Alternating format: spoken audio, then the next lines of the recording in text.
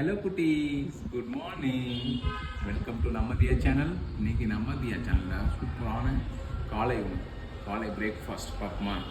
பாருங்கள், கோதுமை dosa, fish fry and கோதுமை தோசை தொட்டுக்க வந்து சாம்பார். சூப்பராக இருக்குல்ல, கலர்ஃபுல்லாக இருக்குல்ல, பார்க்க அழகாக இருக்கு. எப்படி இருக்கு பாருங்க.